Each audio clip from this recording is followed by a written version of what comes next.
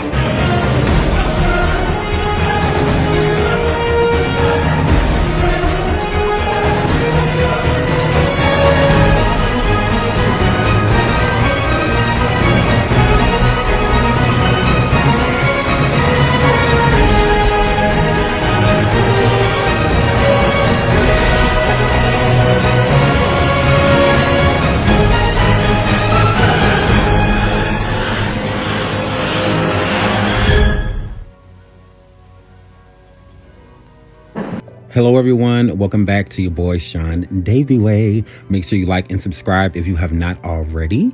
And we are here today with another surviving to talk about the Miss Legendary Aretha Franklin. And once again, this is in no way, shape, or form to make Aretha look bad, to down talk this woman's name. We praise her. We loved her. She was definitely a gift given to us from God. That voice was very heavenly. So I'm not here to disrespect a legend. I'm just here to let you know the things that were going around this legend. So last time we got into Aretha Franklin's father, and we got into her mother, and we also got into her siblings. And we also discussed her, upcoming, trials and tribulations, the battles, some of the things that she's faced throughout her life. So in this part, we're going to focus more in on her father and the things that went on around him, so we can see the man that allegedly raised Aretha Franklin. And without wasting any time, let's jump into part 2 of Surviving C.L. Franklin. She's the queen of soul, known around the world for her powerful voice and iconic hits. Aretha Franklin passed away Thursday, August 16th at her home in Detroit after a reported 8-year battle with pancreatic cancer. However, behind the glamour, the 76-year-old singer has lived a dramatic life, from her teenage pregnancies to an orgy-loving father, alcoholism, and abuse, according to David Ritt's 2014 book, Respect. Dad, Clarence Levon C.L. Franklin, was a prominent Baptist minister whose church allegedly played host to wild orgies, the likes of even which promiscuous singer Ray Charles was surprised by. Ray Charles's quote, "When it came to pure sex, they were wilder than me." And that's saying something. In those days, I had a thing for orgies, but I had to be the only cat in the room with 2 or 3 chicks, he told Ritz. The gospel people didn't think that way. The cats liked it with the cats and the chicks liked it with the chicks, and no one minded mixing it up which or that way. Ray claims were backed up by R&B singer Billy Preston, who said it was the church crowd where the vibes were wide and open. Anything goes in the community outside the church. Gay men were called sissies, but the inside of the church, a lot of the music was created by gay men. So Billy was stating that in most churches, the organ player or the choir director or, someone in the choir, one of the, gospel solo vocalists, were usually gay, not all of them, but it's a higher number, in the church that, rather the piano player, the organ player, the guy on the drums, or, the guy that is leading the choir, oftentimes are gay, whether they are openly gay or not. It's a higher probability. Why? We don't know. But it's definitely something, if you sit there and think about, you've heard someone, especially in black churches, that is gay, within the pulpit, whether it's on the choir, usually it's the choir. But so that's basically just what he's saying, that, a lot of gay men created and composed a lot of the music, that people hear when they are in churches. So if there's orgies and things going along, if these men are a part of it, know that there's going to be some guy on guy and girl on girl, because there was a lot of it there. allegedly. Back into the story. With her parents divorcing during her formative years and her mother dying when she was just 10, Aretha was close to her father, CL, and was introduced to adulthood very early. Perhaps unsurprisingly, given his controversial lifestyle. She was said to have spent a time in a hotel room with late soul singer Sam Cooke when she was just 12 years old and fell pregnant with her first child with the school friend allegedly Donald Burke that same year. She had her second son, which she named Edward, just 2 years later. She relatively herself a child, Aretha handed over a lot of childcare responsibility for her sons to her grandmother Rachel and her older sister Irma, while she pursued her music career. By 19, Aretha married her manager, Ted White Sr., who allegedly introduced the singer to weed and alcohol.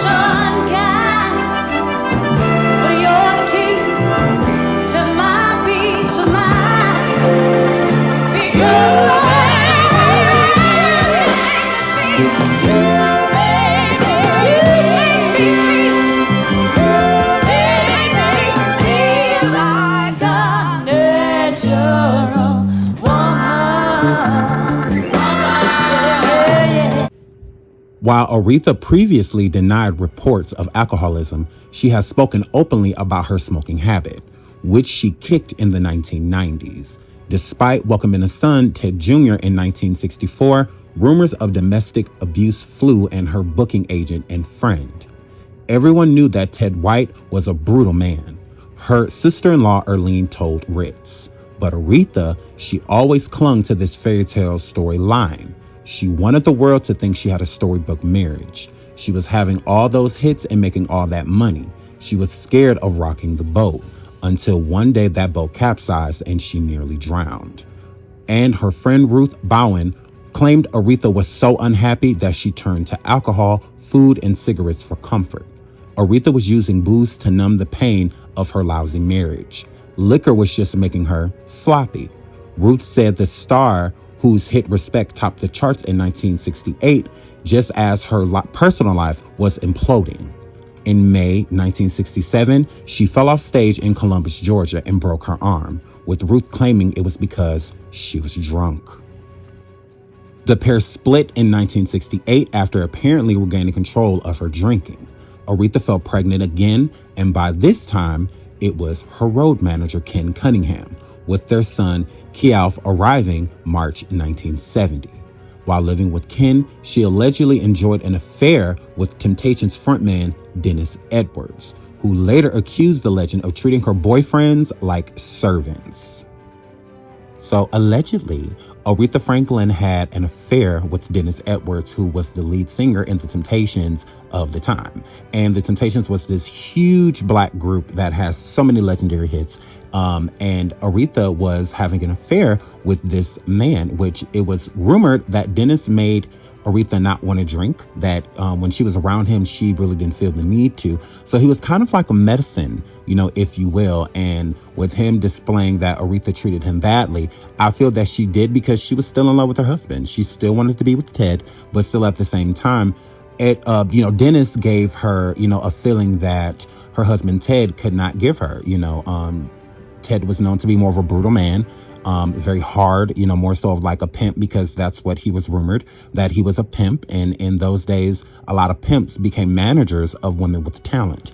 And allegedly Ted was, Aretha's pimp, if you will. So yeah, her treating, him like her husband was treating her, which Aretha was basically being treated like a servant, when it came to Ted, it was, you know, Aretha had to put in more work than it was her actually having a marriage. And that's what Aretha wanted. She wanted to be in love.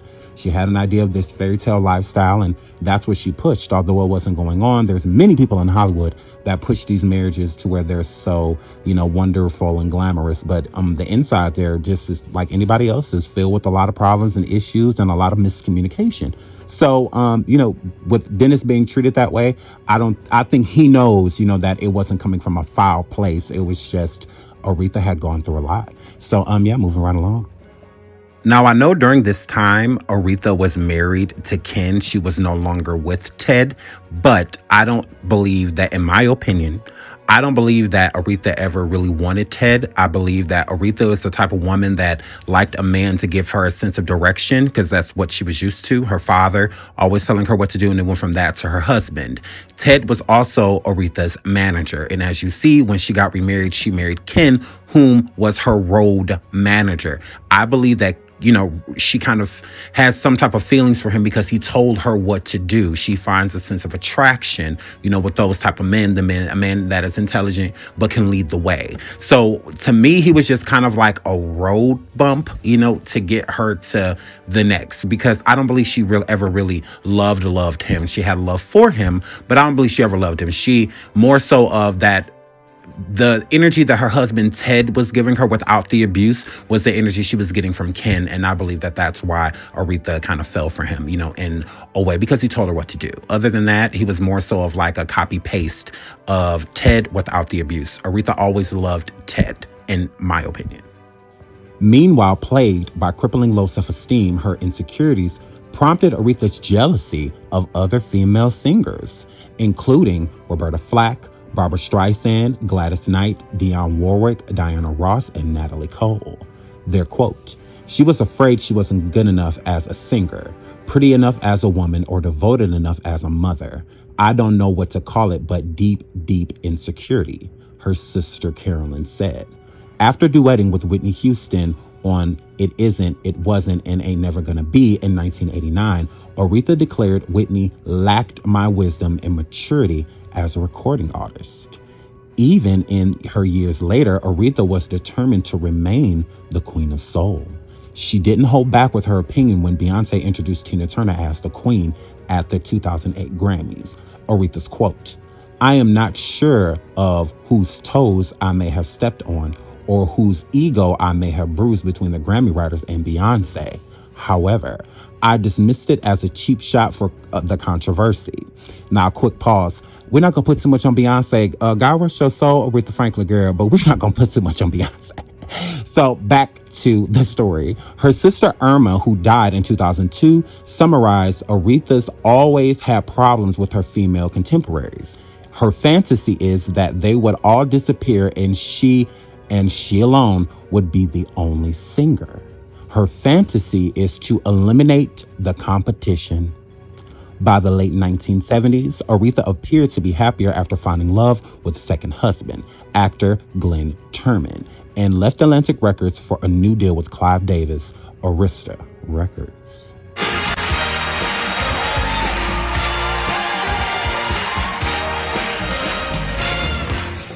What you want when you're moving out? Yeah, baby. When you get home, do it for me now, yeah.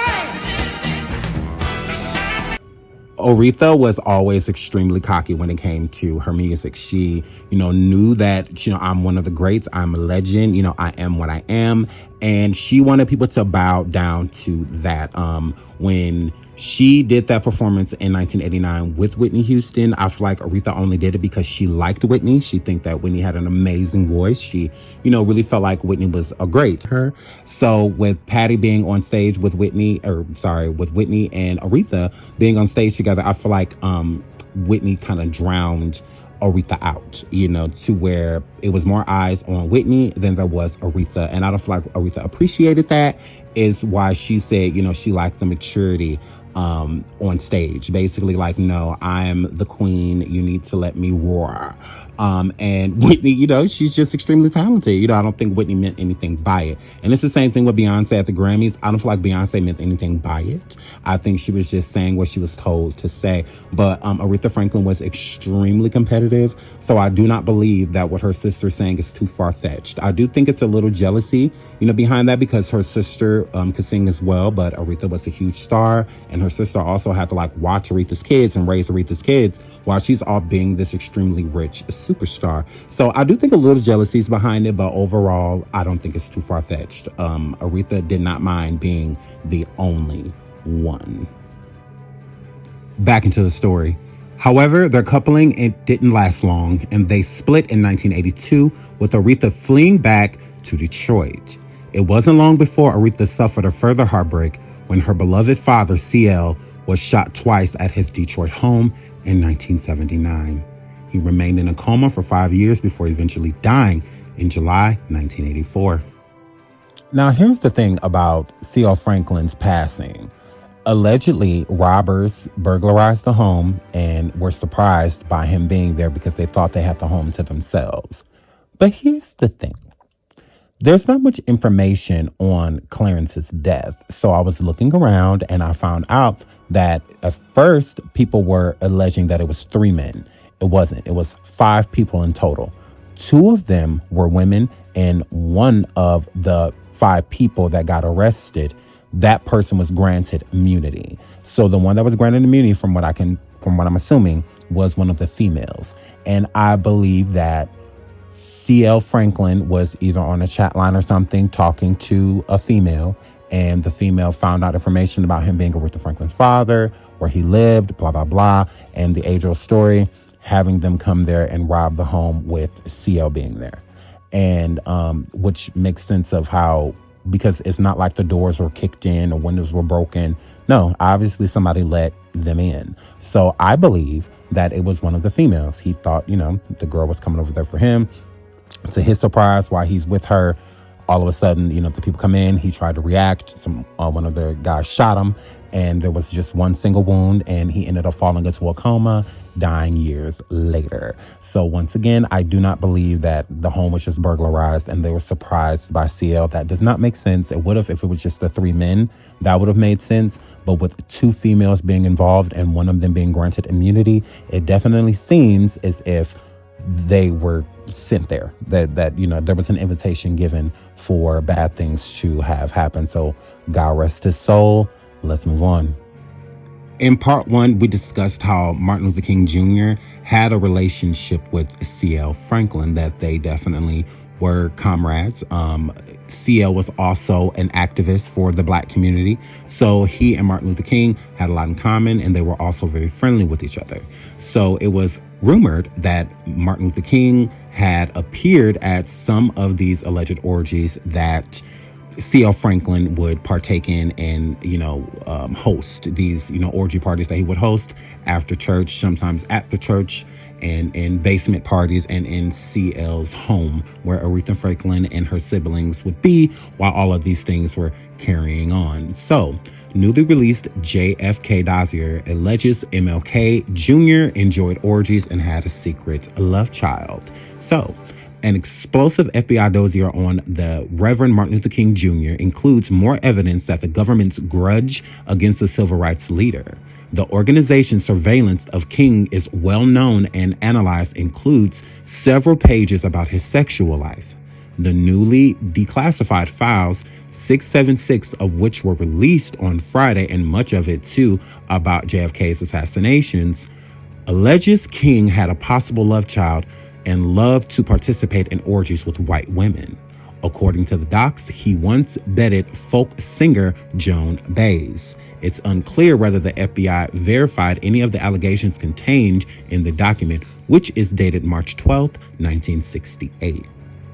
As reported by the New York Daily News, the scandalous 20-page report says that a responsible Los Angeles individual informed an agent that King had an affair with the wife of a prominent Black dentist, and they may have fathered a baby girl.